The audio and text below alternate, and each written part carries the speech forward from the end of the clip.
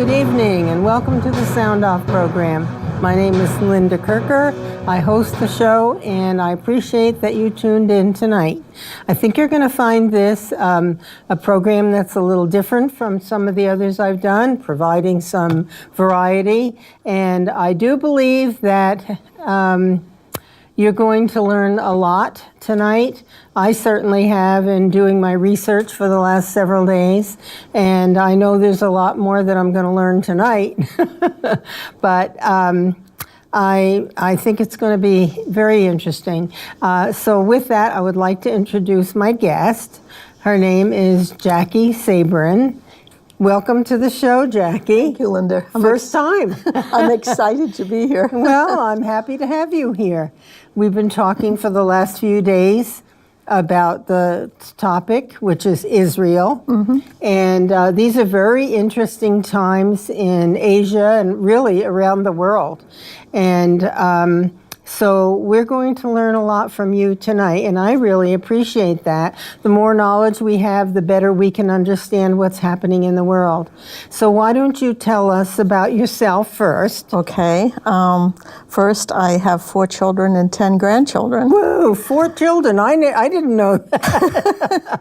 And my grandchildren are either in college or out of college, except for 2 that are still in high school. Oh, wow. One's the 8th grade and one's a sophomore Good in for high you. school. So they're pretty well grown up. Yes, they are. And they're all really nice to their grandmother. Well, I'm sure you deserve their respect and their love. I'm sure you've been good to them through the years. Oh, I think I've been tough on them. Well, you know what? I was too. Yeah. And I think that's a very good thing because we have high expectations. Yeah. And the more we expect, I think within reason, reasonable things, that the more they learn about how to act and so forth. Mm-hmm. So good. So, guess we're cut from the same cloth. I think so.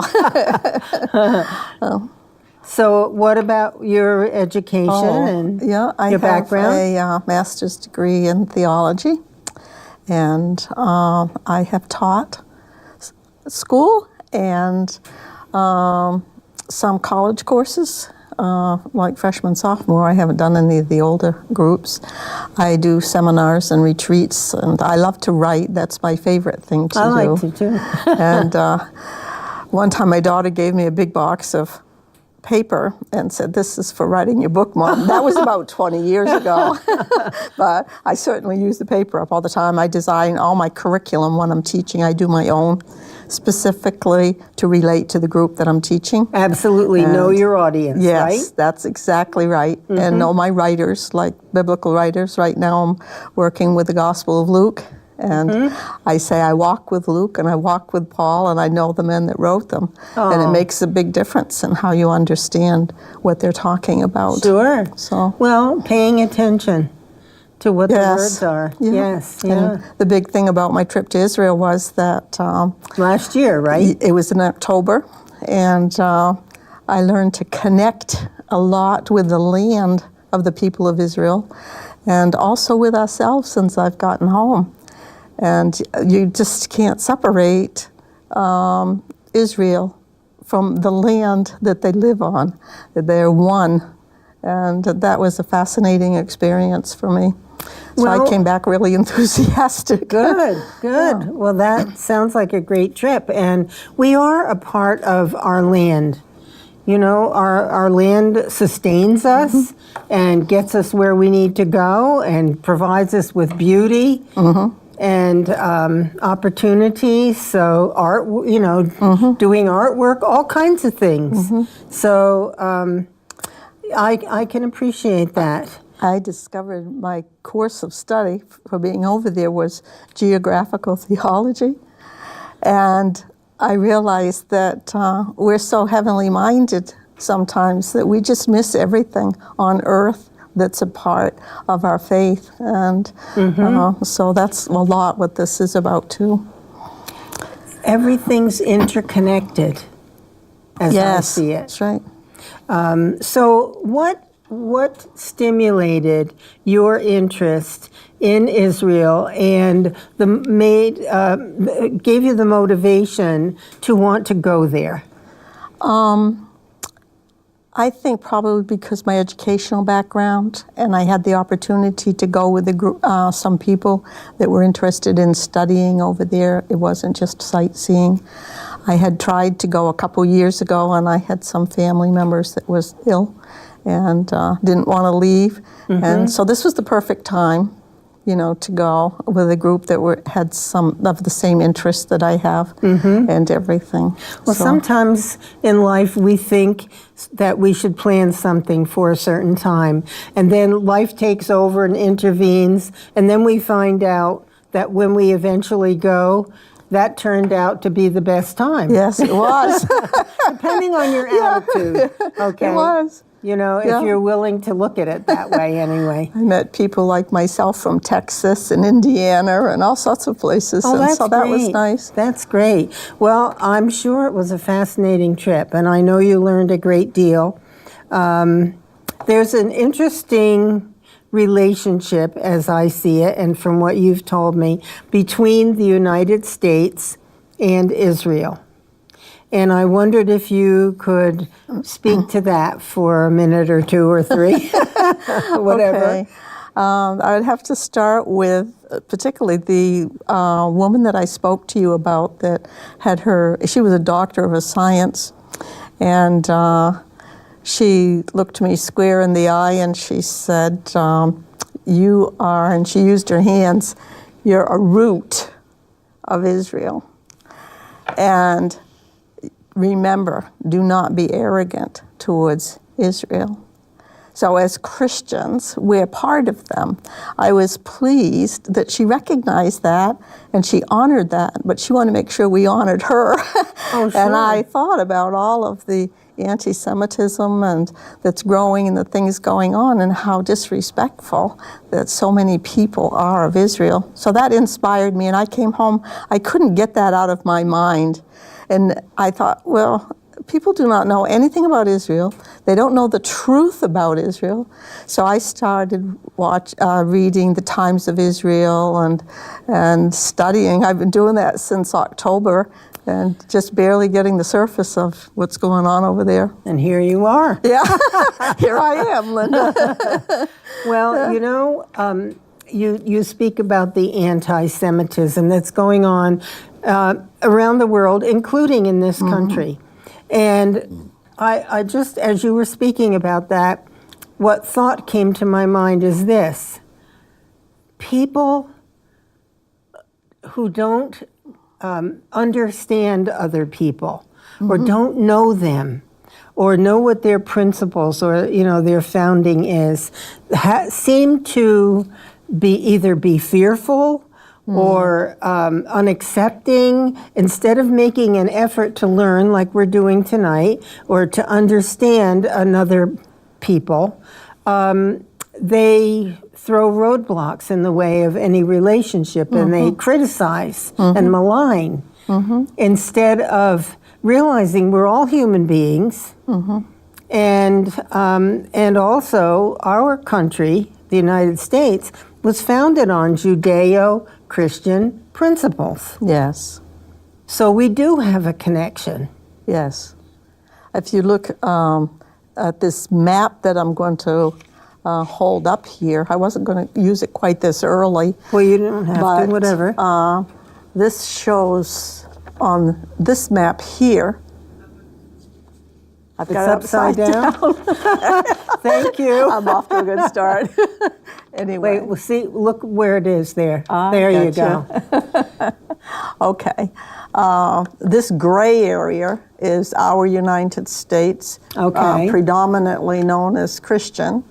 And this area is the Eastern world over here, which is predominantly Muslim. And so we are connected with little tiny Israel over here. That's a red little dot over here. Really small. And that's it over here. So I feel like, well, we're a lifeline for these people too, or we're supposed to be, in supporting them and in our understanding of our ethics and our morals and that type of thing, that we're really a part of Israel. And so it's important for us to There's a to do connection. that. Yeah. And I dated a Jewish fellow actually when I was younger in high school, a great guy, very smart. And I have this notion that the Jewish people are very smart. I really feel that Well, they way. are. Not just from my knowledge of this young Yeah. man, but they just seem to be really, really smart. Someone told me last week, because I watched the F-35s that they have in Israel and what's going on with those, but someone told me last week that when the United States worked on I think it's the F-16s, that they were having a problem with them, and so they sent them to Israel, for Israel to help them. They are doing that today with computer. A lot of our computer knowledge comes from Israel. Israel has agreed for Intel to build them a $10 billion manufacturing plant in Israel. No kidding. And they will spend $4 billion in the plants that they already have over there. Wow. And they're all, I'm guessing they're probably quantum computer chips, but I don't know that as a fact. And that's I Greek haven't to me. been able to find that out. That's Greek to me. So they have the best water purification systems in the world. 75% of their water is purified. And technology in medicine is way ahead. So they're really amazing for this little tiny country about the size of New Jersey. They've got the world beat. They really have. Yes, and along with that, some of the information that you had given me, that in Israel, they produce 95% of their own food. Yes, they do. Yep. That's called self-sufficiency, Yeah. folks. And there's nothing wrong with that. In fact, it's admirable. And as an aside, I'm really concerned about the farms in this country. Mm-hmm. Just the little state of Vermont has lost, oh my goodness, 66 farms last year. And I'm sure, without having an exact figure, several hundred over the last few years. Mm-hmm. And what does that do for us? Oh. What does that do for our economy and for our food supply and for the livelihoods of the farmers mm-hmm. and for the goodness of our land? Mm-hmm. What are we doing? Well, they have what I believe from being there and eating their food, that their food and their land is really important to them. And their farms and their olive trees and everything that they have that are important to them. This woman of science that I told you about, she pointed out a valley that was full of evergreen trees. And I thought, oh, I feel like I'm home. I've been on the desert for a week, This is wonderful. And she speaks up and she says, darn those English people, because when the Great Britain was responsible for Israel, she says, those English people, they came in here and they planted those spindly tall trees that are going to die in 100 years. And so she said, we're replacing them with olive trees because they'll last for 2,000 years. No kidding. So that's the care that they have for their land. Well, the evergreen trees don't provide any food. For humans, anyway. They're good for Christmas trees. Yeah, they are. And I love them. I think they're beautiful. But I guess that's why one of the reasons I love Vermont. But there are so many, the U.S.-Israel relationship, we're two free democratic countries. Yes. That's correct. And we have that in common. Yes.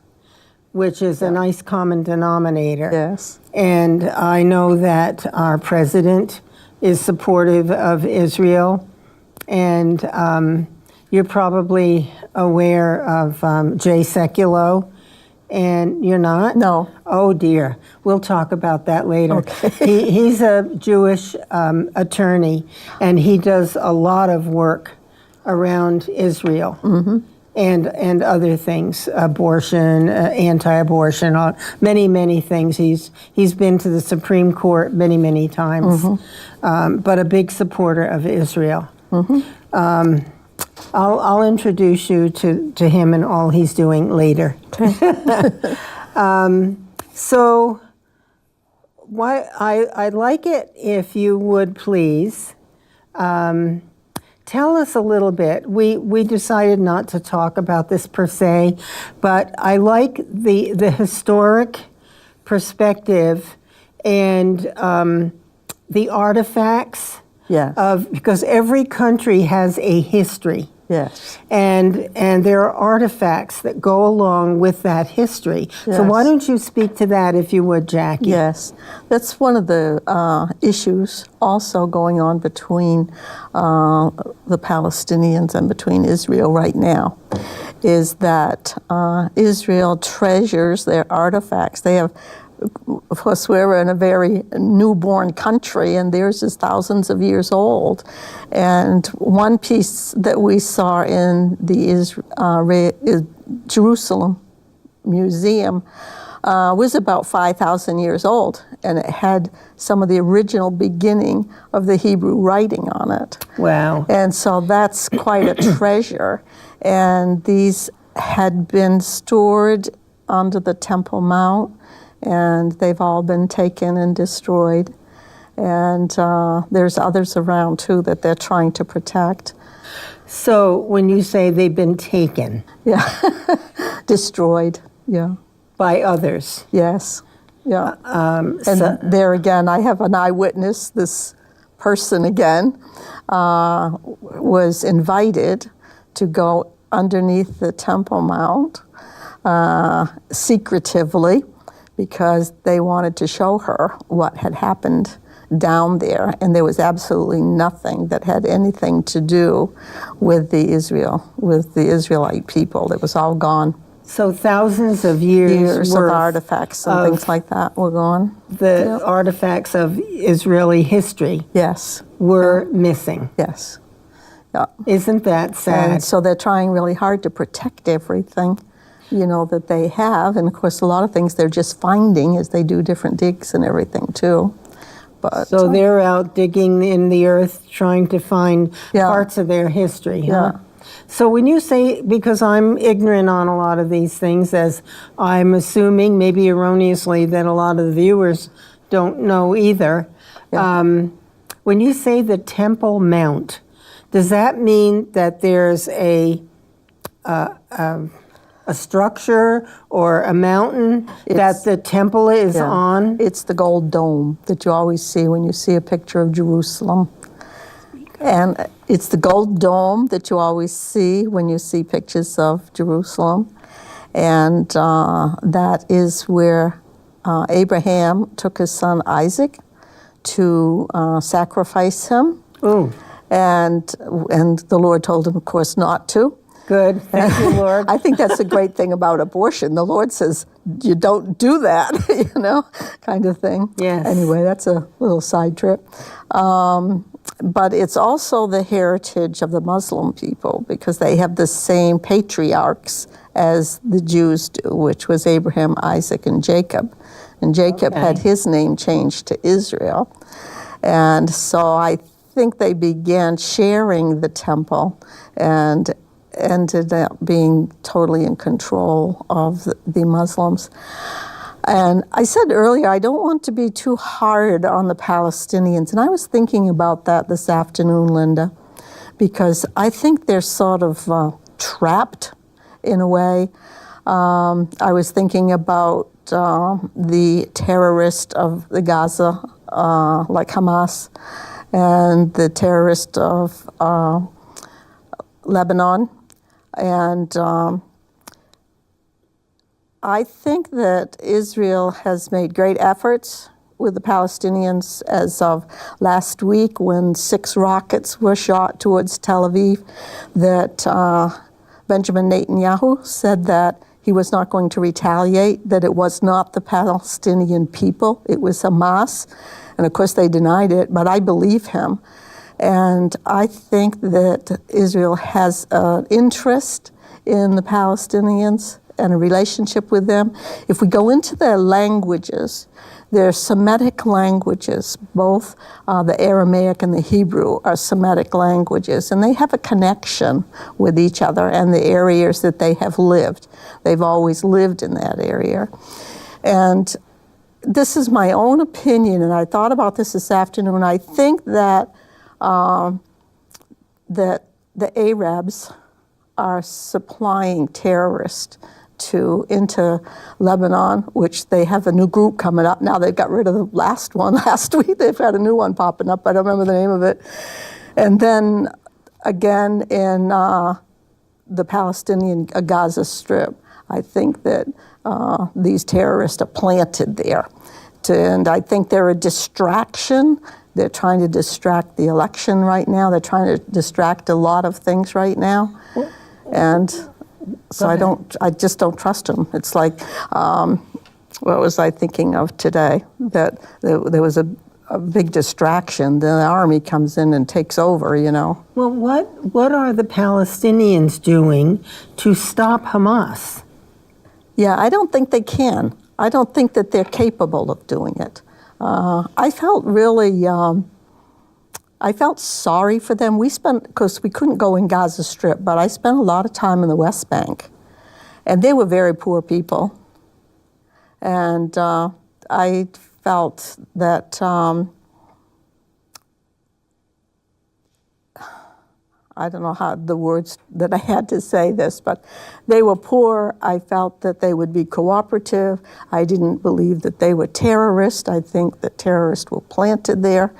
And well, that's a possibility. Do you think this would be a good time, since we're talking about other countries, to put up a map, and then we can see the layout?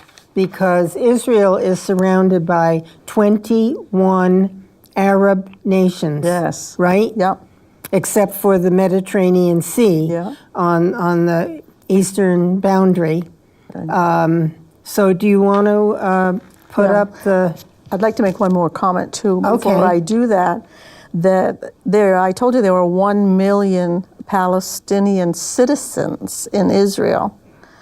Well, they were called Israeli Arab citizens, and the Palestinians requested that they change that to Palestinian. Mm-hmm. And I thought about that too, that they really are more connected with Israel than any of the Arab nations because of their culture and their language and everything. So, do they ever try to work together? Well, I think they could if they didn't have so many of these little interruptions and wars and everything. I believe it's a possibility.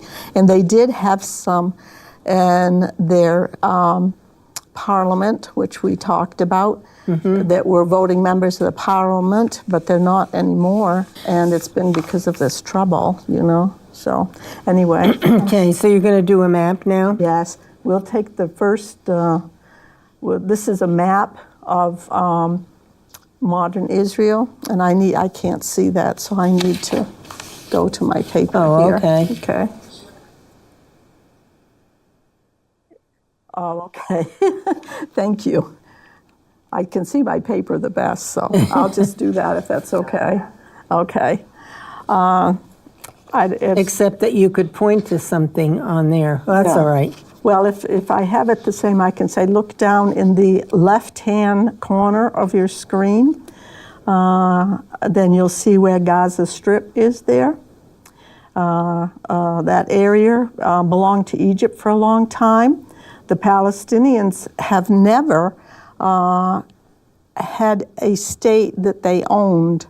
When they were under Egypt's control, Egypt let them govern themselves as a state, but they still belong to Egypt. And it's always been that way with them. The West Bank, you can see, sort of juts out in the middle of Israel. Israel is the dotted lines with the lighter color. The West Bank also has been a part of the Israel land and people and everything for, thousands of years, both of them. Where is Jerusalem? And above? no, if you see, if you look under the B and look down of West Bank and look down, where there's a little indentation, and you'll see the Temple Mount. You see the gold dome there? A little bit. Just above the Dead Sea on the left-hand side. It says Qumran, and then it says Ramallah and Jerusalem and Bethlehem. Okay, so Israel just, their access to Jerusalem is in that little indentation you see there on the map that belongs to Israel. And Jerusalem is totally surrounded by the West Bank, and then one corner of Jerusalem, where the Temple Mount is, belongs to the Palestinians. So they're very much surrounded. Jerusalem is surrounded by the West Bank. So we went there. We were in and out of the West Bank a lot, going Is north it the West whatever. Bank that's been so controversial?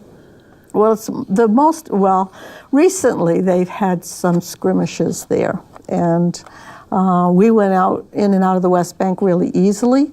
One time we came out and we were checked. The Israeli soldiers, many young women soldiers came on the bus with their guns and everything to check all our passports. But what they were checking for is to make sure that we weren't taking any Palestinians out of the area. So they cannot leave the area, but we went in and out pretty freely. Now, on that map, Israel looks pretty big.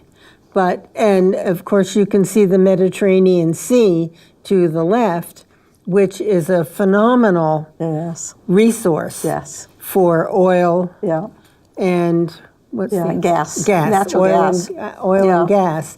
And Israel has pretty much control of that because it's right along their eastern border. And that's a source of contention with Syria and the other and there country. Again, I'm going back to the Arabs again. Okay. Because I feel, and this again is what I'm gathering information that I have and I have heard, that I believe that the Arabs are using Syria and Gaza Strip and Lebanon and these people because they want to get Israel. They want Israel. Don't believe they could care a hoot about the Palestinians. I really don't think so, Linda. Mm-hmm. They want the Mediterranean Sea. Absolutely. And they want Israel for that. And if they can use these, I'm glad you asked that question because that fits really nicely. If they can use these Palestinians as pawns, they will do that. In Israel? And the Israeli Palestinians and the West Bank and the Gaza Strip, I think they're using them as pawns to try to help tear down Israel. Mm-hmm. And that's why I said I was glad that Netanyahu did not respond to their missiles last week, that he did not do that. It is amazing. Because they're being used, Yes, it's just amazing how this little nation can be so bold and so courageous. In the midst of Egypt and Syria and what's the other country? Lebanon. These Arab countries that...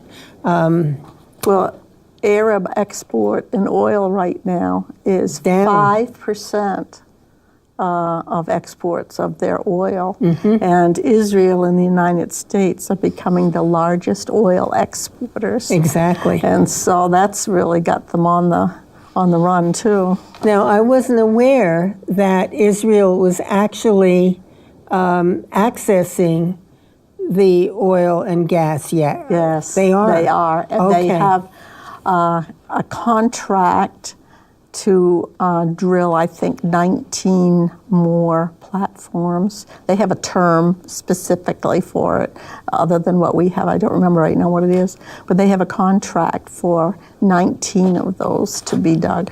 Wow. That oil, in the Mediterranean that's going Sea. to, that's going. Oh yeah, that's going to wipe the Arabs right out of the oil business. Well, it's going to also enrich Israel. And I'm happy for that.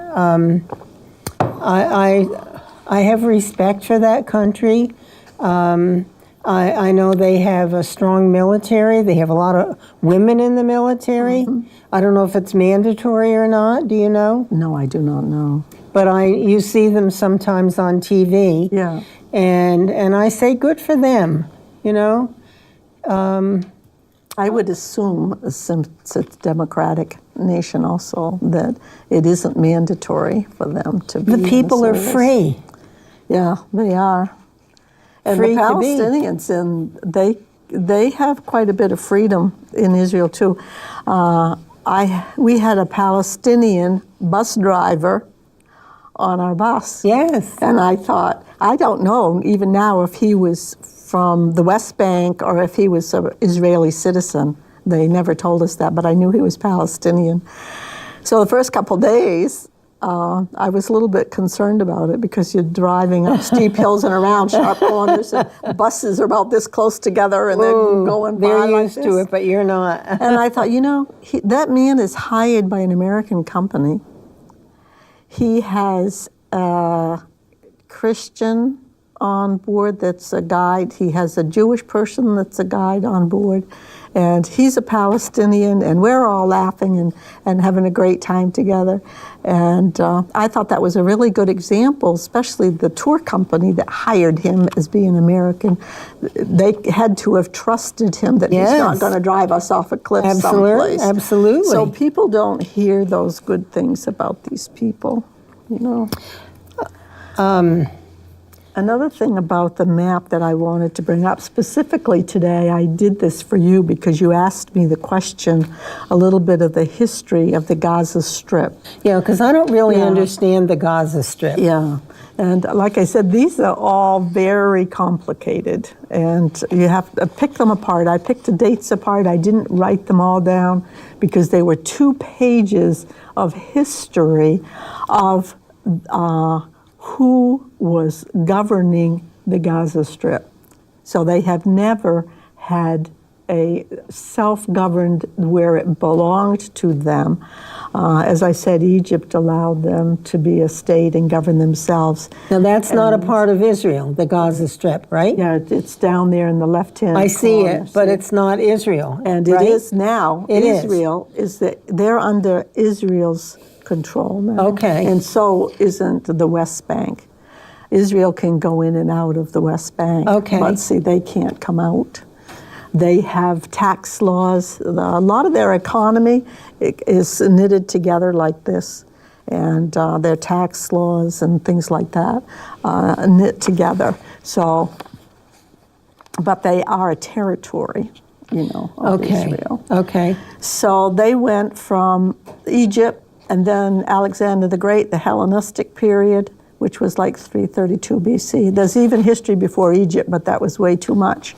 The Roman Empire was in charge of them from 63 BC to about 1099 AD. So that was a long time. And Constantine tried to turn them all to Christianity. Muhammad was born in 570 AD, and so that's when the Islamic faith was born. So see, they didn't even have the Islamic faith after the death of Christ, which is interesting because they're not that old, as a people, the Muslim people. And if you think about this map, again, if I can get it right side up, look how they have grown, in their faith and spread their faith in that shorter period of time. Yeah, and they're still spreading it, including they are. in the United States. It's one of the fastest growing. The Arabic language is growing, too, and it's growing in the United States.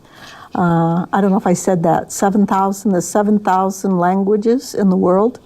And linguists believe that in 100 years, there's going to be 95% of those languages will be gone. So I think I'm assured that one of them is going to be Arabic, right? Because they're really working towards that. So anyway. Excuse me. Yeah. This is a perfect time for me to insert something. Okay. So folks, how about making English the official language of the United States of America? 32 states have already done so. So let's do it countrywide. Yeah, good. All right, I'm done. Go ahead. Linda and I have the same heart because she's for America, and of course I am too. But I've been telling her that we have to support Israel as part of our goal. You know, that I really believe that we will receive blessings for supporting Israel. And if we want to see a renewal of the faith in America, we have to go back to some of our Jewish roots too. Yes, and to bring that here. So. We need to find inspiration in this land for the Christian faith. Yeah. Because there's a lot of what's the word, animus against Christianity, and a lot of people trying to bring it away from schools and bringing it away from our culture. And we need to fight back because that's a fundamental. Yeah. It's important for us to remember that we've become an anti-nation. We are anti-black, anti-white, anti-Muslim, anti-Jewish, anti-whatever else you could call. And those are hate crimes. Well, wait. I'm not anti-black. No, I know. I'm not anti. That's what we hear. You know, well, it's because the people who are anti are saying, no, the people who are promoting the anti-this and the anti-that have loud voices. Yeah. And big supporters, and so it makes the rest of us feel that that's what the status is, as opposed to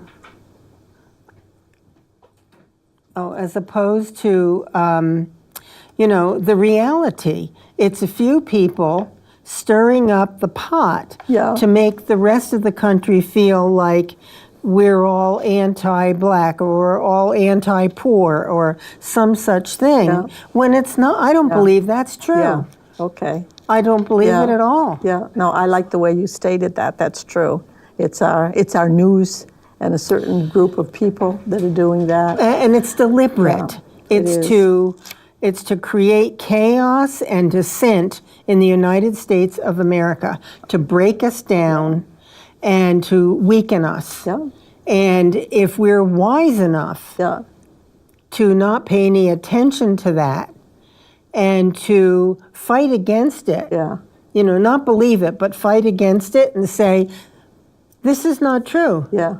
You know, go ahead and interview this group of people and find out how many of them are anti this or that. Yeah. You know, because those of us who are not anti this or that, and I'll get through with this in a second so we can get back. Keep going, because I like what you're saying. Well, we have busy lives. We're busy earning a living, paying our bills, raising our children, running businesses. Yeah. We don't have the inclination to be anti this or anti that. We're too busy trying to do good, trying to do the right thing, trying to be responsible.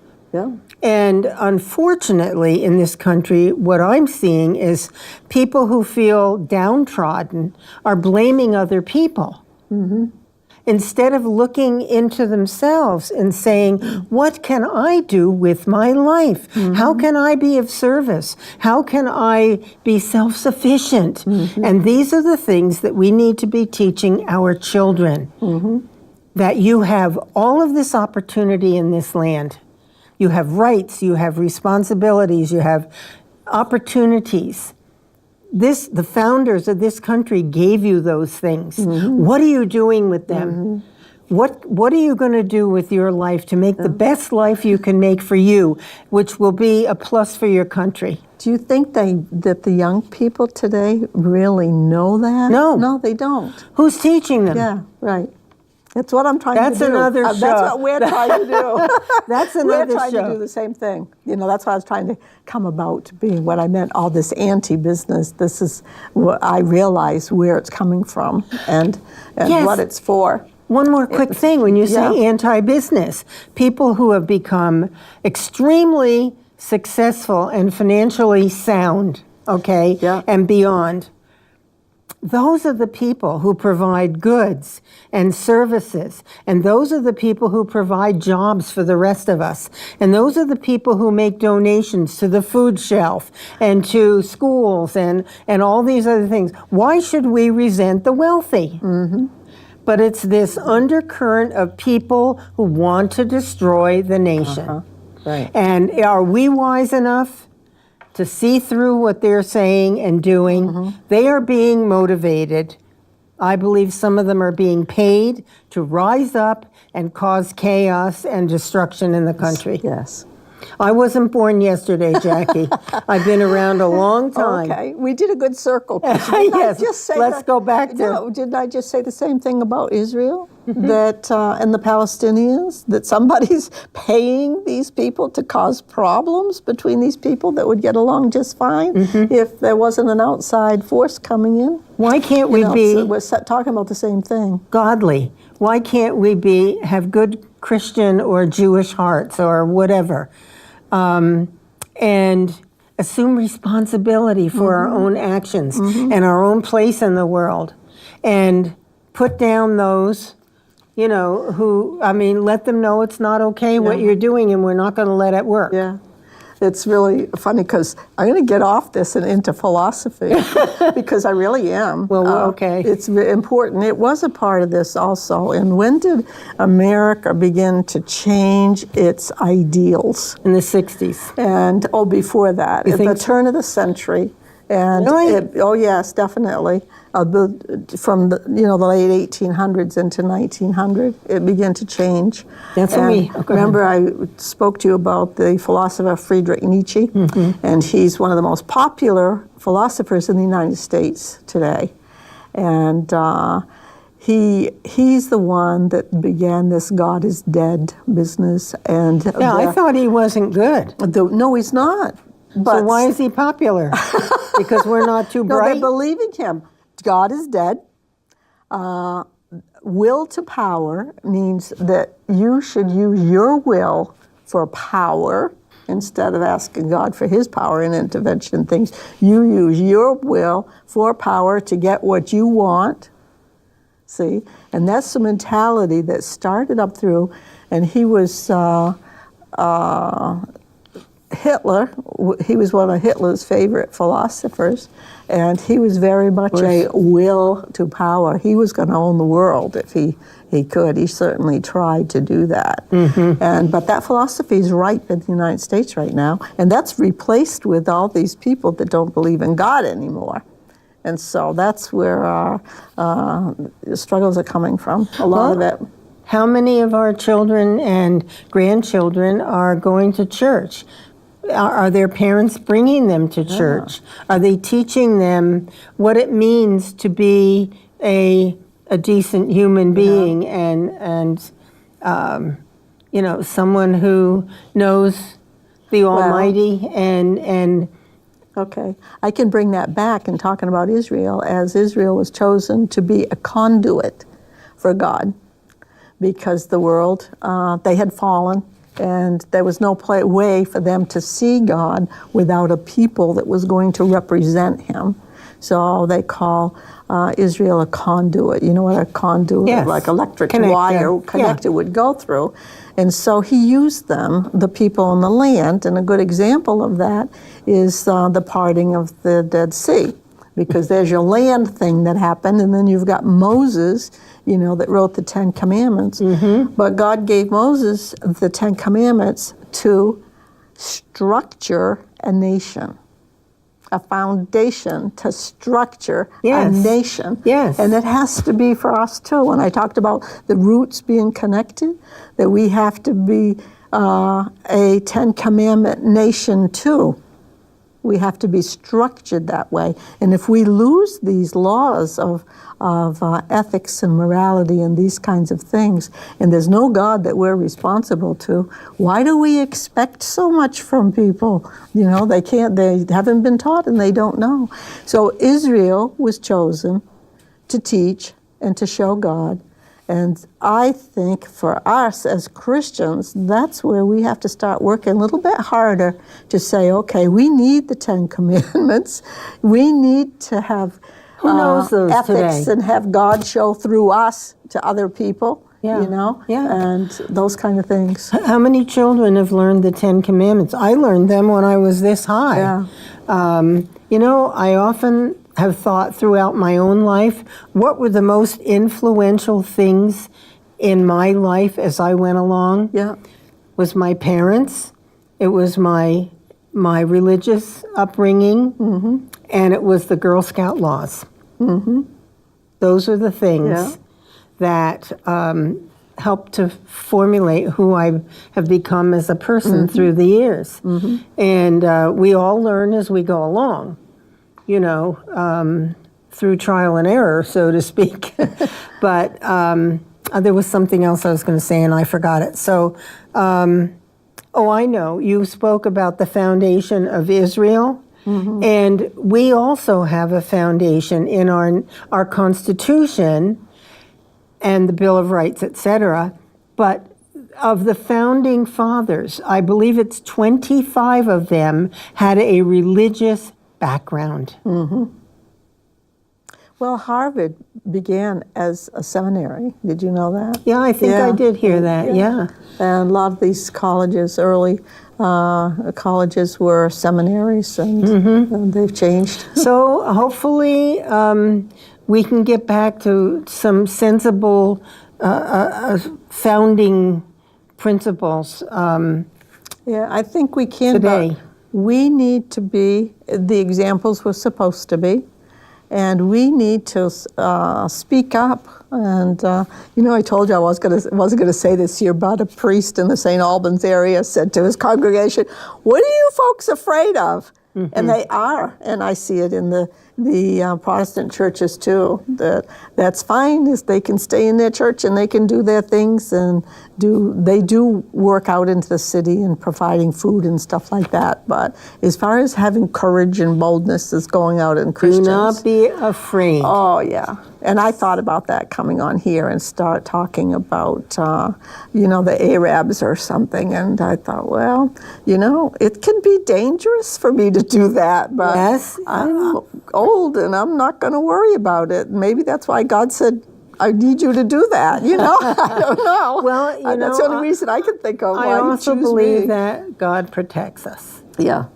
If we're trying to do the right thing, Yeah. we may make a mistake now and then, but I have faith. Yeah. And I truly believe that there's a purpose for my life. Yeah. There's a purpose for your life. Yeah. We're both trying to do something that might make a difference in other people's lives. So my church right now is praying for the city of St. Albans.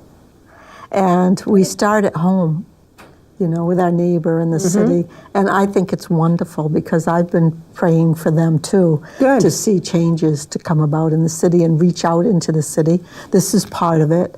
On March 28th, I'm going to have a lecture at Jeff's Main Seafood. Yes. More about Israel, more the theological part of it. And so that's a way of reaching out into the city also. Folks, this is he's not in there now, so he can't zoom in on this a bit. But this is the flyer for the program that Jackie is going to be giving at the Jeff's Main Main Seafood on the 25th. 28th. 28th, excuse me. Yeah. I don't want to get people there on the wrong night. No And food. I've already sent her my $10 deposit for the meal. It's only $30 for the presentation and a wonderful dinner. And an opportunity to learn some really important things So it's a lecture and a dinner at Jeff's Main Seafood in St. Albans on the 28th at 6:30 p.m. Yes. And you can contact Jackie or me, and I can direct you to her if need be. Where can they pick these up? Anywhere? You can pick a brochure up at Jeff's Main Seafood. Also, I have an email address as whoisisrael, one word, whoisisrael@yahoo.com. And this is what it looks I like. don't know if I put 18 in there or not. Sorry. So it'll be an opportunity for people to ask questions too. whoisisrael18@yahoo.com. So if you go to that address, I can send you a brochure, and I can also answer questions. Say it again. Who is Israel? Who is Israel? All one word. And then Who is Israel? What's the rest? 18. Okay. And then at yahoo.com. Okay. Who is Israel 18@yahoo.com. So I can answer questions or get information about the dinner to you, and Well, I that plan- will be more on the theological side, not so much on the political side as this. And we covered a lot, but there's a lot more. We're not done yet. Oh, we've got 10 more minutes. Is there anything? Let me see here. Land ownership. The 10 Commandments, you touched on those. Well, you said to me, Israel is dependent on its land. It's precious. Yes. Oh, and it is precious. The desert, can I share an experience? Sure. I don't want to talk too much about myself, but we went to the Valley of the Shadow of Death. Oh my goodness. And it's a real place. See, we spiritualize everything. We're having a tough time in life when, I'm going through the Valley of the Shadow of Death. Well, you don't really go through the real one. No. Yeah. It's 800 feet below sea level. Wow. And it is just outside of Jericho. They took the river, kind of forgot the name of that too, that runs between Jerusalem and Jericho. Okay. And Jerusalem is higher, so the river runs down into the Jordan River at the point of Jericho. But the riverbed is pretty low, except when there's a heavy rain. And the Valley of the Shadow of Death is like a canyon. And so the shepherds had to walk through that canyon. Yes. And that riverbed was their trail between Jericho and Jerusalem. So when it rained, they couldn't see the rain coming because the canyon was steep on each side, and the sun just went down into the canyon at noontime, and the rest of the time it was pretty dark in there. Oh my. And so the rains would come, and because it's all desert around, they would just create a tsunami in that canyon instantly like that. If they were in there, there was no chance for them to even run up the side of a hill someplace to get out of it. That's it. And it still happens today to hikers and stuff like that go You mean down it's there. over? Yeah. Pardon? You mean they're done? Yeah. Oh, right. wow. There's no way they can get out of there, but I assume that they probably have radios and I was things gonna like say, that. you have to have a darn good weather but they forecaster. do. Yeah. When we got back from Israel, there was a school bus down near the Dead Sea that was washed off the road, and some children were taken. And it was, again, this flash flooding because it's on a desert and it starts to rain and it just goes whoosh. So the Valley of the Shadow of Death is a real place, and that was my favorite place, and the desert was my favorite place in all Israel, because I just really understood, It's a picture, so isn't much about the Bible, Yeah. and Jesus and John the Baptist loving to go out on the desert. My pastor, Jim Proctor from a Methodist church in Lindenville, he was with my group. And I said to him, I feel the Lord so strong here. How come? This is awesome. And he said, well, Jackie, there isn't anything else here. And that's it. Talk about distractions. Yeah. You know, we have so many distractions. That's true. We do. So that was a highlight. I had to share that. Thank you. Oh, you're welcome. Let's see here. How about the Holocaust? Yes. What would you like to know? Well, the forces that have tried to get rid of the Jewish people. I don't know how many Jews were killed in the Holocaust. 6 the million. concentration camps or whatever they were. 6 million. 6 million. 6 million. Today there are 7 million Jews in Israel and 6 million Jews in the United States. Yeah.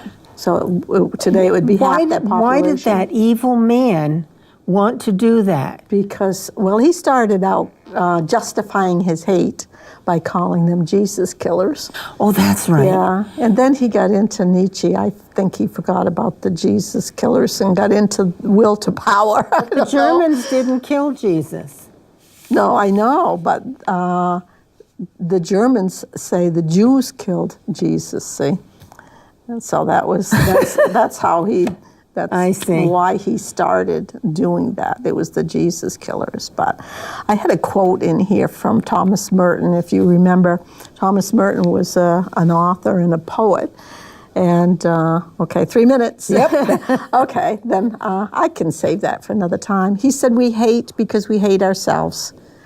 And we have wars because we can't face ourselves, so we hate somebody else instead so that we can be righteous. How is that? And, sad. It's sad, but we do that.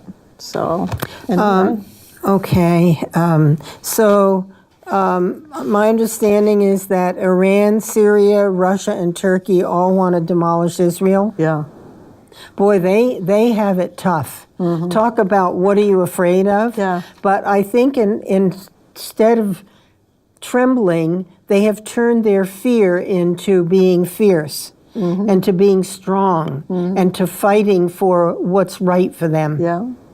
And I just give them a heck of a lot of credit. And I love to listen to Netanyahu speak. Yes. I do. Yeah. He's being attacked just like Trump right now. Yes. I told you I've got 50 pages of his background here, you know, and then one little newspaper is trying to tear him down, or, you know, it's just amazing. People who... No, why do people have to be like that?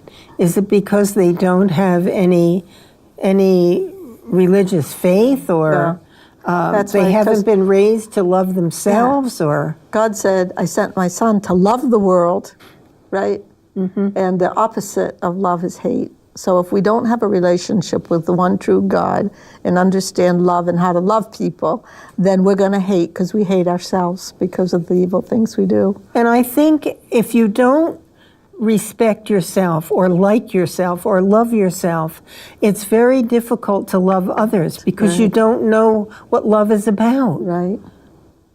And I think we learn to love ourselves by the way that we have been raised and loved. Yeah. Had love demonstrated to us. Yeah. And when you feel like you have value or worth, or you have something to offer to others, then you like yourself. Mm-hmm. Well, I think the greatest thing for me, because I grew up in a home where my father was an alcoholic and my mother actually took her own life. Oh. But I just experienced so much of God's love, like on the desert, that's what changes me. You know, I constantly grow to be able to love more. Mm-hmm. You know, that you don't start out that way. You know how valuable love is. Yes. Yeah. Well, Jackie, I admire what you do. I think it's invaluable. And I know you're out there plugging along all the time, like I always on different things. I was retired for a little while. I never got the message. Yeah. 2003, and I'm still going Yeah. strong. Thank you, Lord. So God bless you. Thank you. And thanks so much for coming on and for enlightening me. I appreciate it. I hope that the folks who are tuned in have learned a great deal as well, maybe been inspired to learn more, and go to Jackie's presentation on the 28th at the Jeff Seafood. So with that, I got like 10 seconds, so I'm going to say thanks again. Yeah, thank you. And folks, thank you so much for tuning in, and I will see you again next week. Good night.